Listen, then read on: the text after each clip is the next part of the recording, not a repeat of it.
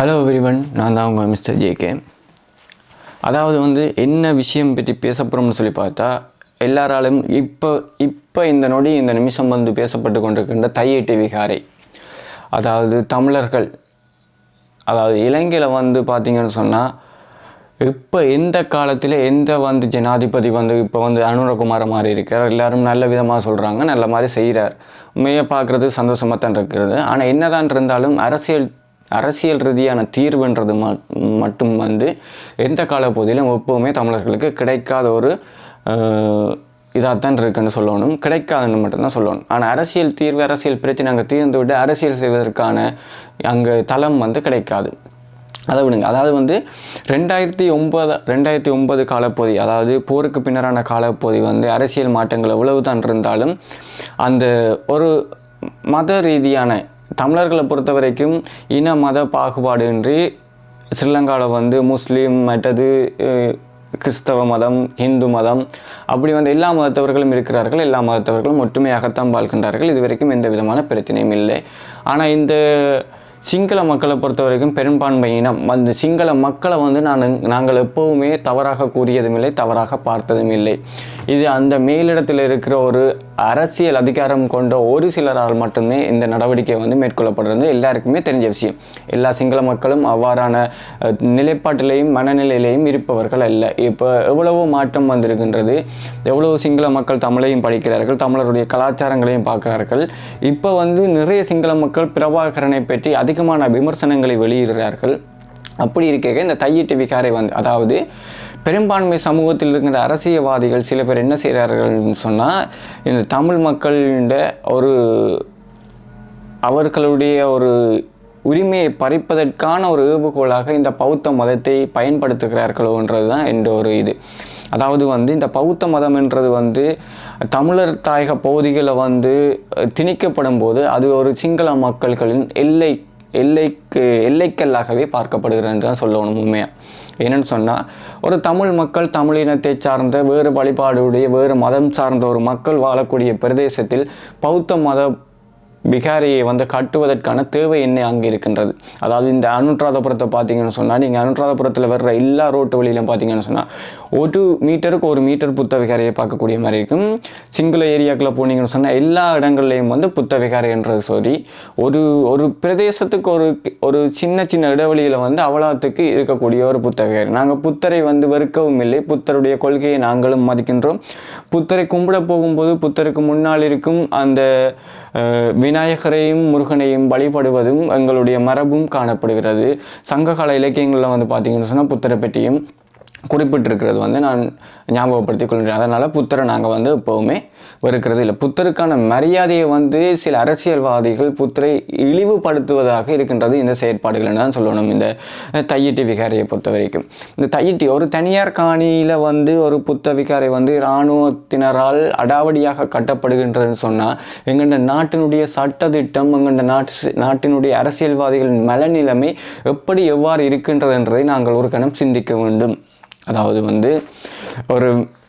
அதாவது ஆயுத போராட்டத்தின் பின்னர், ஆயுத போராட்டம் மௌனிக்கப்பட்டதன் பின்னர் இப்படியான செயற்பாடுகள் அதிகமாக காணப்படுகின்றது. அதாவது எங்களுடைய தலைமைத்துவம் எங்களுக்கு இல்லாத பொழுது தான் என்ன செய்கிறது, இப்படியான ஒரு இது கூடுதலாக பார்த்தீங்கன்னு சொன்னால், மஹிந்த ராஜபக்ச காலப்பகுதியிலிருந்து 2009க்கு பின்னர் இந்த ஆக்கிரமிப்புன்றது பொதுமக்கள் மத்தியில் திணிக்கப்படுகின்றது. இப்போ தையிட்டி பார்த்தீங்கன்னு சொன்னால் இப்போ ரீசெண்டாக விடுவிக்கப்பட்டது. அது முற்றும் முழுதும் ஆர்மி, அதாவது இராணுவத்தின கட்டுப்பாட்டுக்குள் இருந்த பொழுது அந்த புத்த விகாரை தனியார் என்ற காணியை பிடிக்கப்பட்டு கட்டப்பட்டது. இதுக்கு இப்போ என்ன செய்யலாம்னு சொல்லி பார்த்தோம்னு சொன்னால், தனியார் காணி தானே, அந்த தனிநபருடைய பிரச்சனையை தீர்ப்பதன் மூலம் இந்த பிரச்சனையை தீர்ந்து விடும்னு சொன்னால் இல்லவே இல்லை. இது ஒரு தனிநபருடைய பிரச்சனை மட்டுமல்ல, இது அங்கு சார்ந்த ஒரு சமூகத்தின் பிரச்சனையும் ஒரு தமிழர்களின் பிரச்சனையுமாகத்தான் இருக்கின்றது. அதாவது எந்த சிங்களவர்களும் வழிபடாத இடத்தில் இருக்கும், அதாவது கொழும்பு எங்கே இருக்குது, யாழ்ப்பாணம் எங்கே இருக்குது, ரெண்டுக்கும் இடைப்பட்ட கிலோமீட்டரை பார்த்தீங்கன்னு சொன்னால் ஒரு 600-700 கிலோமீட்டர். அதாவது இன்று இரவு பின்னேறம் ஏறினால் நாளை காலை விடிய காலமே போய் தான் அங்கே இறங்கலாம். அவ்வளோத்துக்கான ஒரு ட்ராவலிங் டைமில் இருக்கும் பொழுது அங்கிருந்து அதிகமான சிங்களவர்கள் வந்து இங்கே வழிபட போவதும் இல்லை.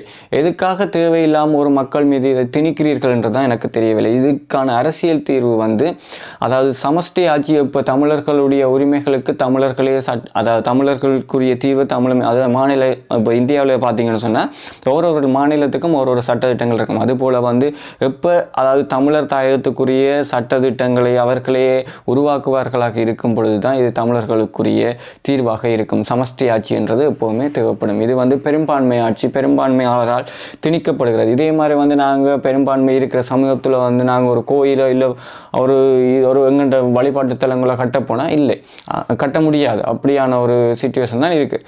ஆனால் இப்போ வந்து பார்த்தீங்கன்னு சொன்னால் நான் இதையும் சொல்ல விரும்புகிறேன். என்னென்னு சொன்னால் இப்போ கொழும்பு அங்கே பக்கம் போய்க்கில் பார்த்தீங்கன்னு சொன்னால் சைவ கோயில்கள் இல்லைன்னு சொன்னால் இருக்குது, கட்டியிருக்காங்க. ஆனால் வந்து தமிழர்கள் வந்து பெரும்பான்மை சமூகத்தில் வாழ்கிற இடத்துல போய் தமிழர்கள் இல்லாத இடத்துல போய் ஒரு கோயில் கட்ட போகிறது இல்லையே. இப்போ கொழும்பை பார்த்தீங்கன்னா கொச்சிக்கடை, இப்போ இங்கால பக்கம் சுண்டுக்குழி, அங்கால பக்கம் பார்த்தீங்கன்னா தமிழர்கள் வாழ்கிற ஏரியா, அங்கே தமிழர்களும் இருக்கிறார்கள், முஸ்லீம் மக்களும் இருக்கிறார்கள். அப்போ இணைந்து வாழ்கிற இடத்துல ஒரு வழிபாட்டு தலம் அமைக்கிறது வந்து தேவைக்குரிய ஒரு விஷயம்.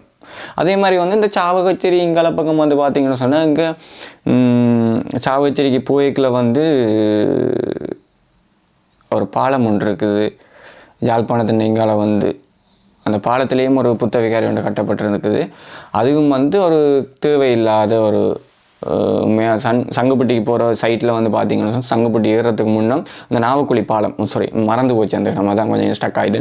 அந்த நாவக்குழி பாலத்துலேயும் வந்து பார்த்தீங்கன்னா சொன்னால் ஒரு புத்த விகாரை வந்து கட்டப்பட்டிருக்கு. அதெல்லாம் என்னத்துக்காண்டி கட்டப்பட்டு இருக்காங்கன்னு சொல்லி எனக்கு தெரியவில்லை. அதே மாதிரி வந்து நைனை நாகபூசணி அம்மன் கோயிலுக்கு பக்கத்தில் இருக்க விகாரி பிக்கு வந்து தமிழ் கதைப்பார். அதே மாதிரி யாழ்ப்பாணம் வந்து யாழ்ப்பாணத்தில் இருக்கிற ஒரு விகாரி ஒன்று சொல்லி அந்த அவடத்தில் இருக்க விகாரியிலையும் வந்து அந்த பிக்கு வந்து என்ன செய்கிறேன்னு சொன்னால் தமிழ் அவர்களே வந்து மனப்பூர்வமாக சொல்கிறார்கள், தமிழர் வாழ்கிற ஏரியாவில் எதுக்கு புத்த விகாரியை கட்டுறீர்கள், இருக்கிற புத்த விகாரியை எப்போதுமே எதுக்கு தேவையில்லாமல் தமிழர் பகுதியில் இப்படியான மத சார்ந்த ஒரு நல்லிணக்கம் இல்லாத ஒரு செயற்பாட்டை வந்து இவர்கள் திணிக்கிறார்கள் என்று மட்டுமே சொல்ல முடியும். இன்று அந்த விகாரியை அகற்றச் சொல்லி தமிழ் மக்கள்களால் போராட்டம் முன்னெடுக்கப்பட்டு கொண்டிருக்கின்றது. தயவு செய்து உங்களால் முடிந்த சப்போர்ட்டை வந்து அந்த தமிழ் மக்களுக்கு கொடுங்கள். இது வந்து இனி அதை இடிக்கவோ இல்லை அதை தூக்கி நகர்த்தவோ முடியாத ஒரு நிலப்பாடு. என்னதான் இருந்தாலும் அதுவும் ஒரு ஆலயம்தான். ஆனால் இதுக்கான சரியான தீர்வு வந்து அரசாங்கம் மிக விரைவில் வந்து எடுக்க வேண்டும். இல்லைன்னு சொன்னால் இதுவும் ஒரு பெரிய போராட்டமாக வெடிப்பதற்கான சந்தர்ப்பங்களும் இருக்குது. தயவு செய்து இனியாச்சும் ஒரு மத நல்லிணக்கப்படி நடந்து கொள்ளுங்கள். எதுக்கு தேவையில்லாமல் இந்த மதத்தை வைத்து அரசியல் செய்பவர்கள் வந்து ஒரு இது இல்லை. இப்பொழுது வந்து இருக்கும் ஜனாதிபதி வந்து அனுரகுமார் மீது எல்லாருக்குமான ஒரு நல்ல அபிப்பிராயம் வந்து இருக்கின்றது. தயவு செய்து அந்த அபிப்பிராயத்தை ஜனாதிபதி அவர்கள் தான் வந்து என்ன செய்யணும்னு சொன்னால் இதுக்கான ஒரு தீர்வை வழங்கி அவருடைய மதிப்பை அவரே வந்து கூட்டிக் கொள்ள வேணும்னு சொல்லி தான் கேட்டுக்கொள்கின்றேன். மற்ற இதுபோல சம்பவங்களை தவிர்த்து கொள்ள வேணும். உண்மையாகவே உங்களுடைய மனதில் வந்து இந்த தையிட்டு விகாரண பிரச்சனை எவ்வாறு இருக்கின்றன்னு சொல்லுங்கள், பார்க்கலாம்.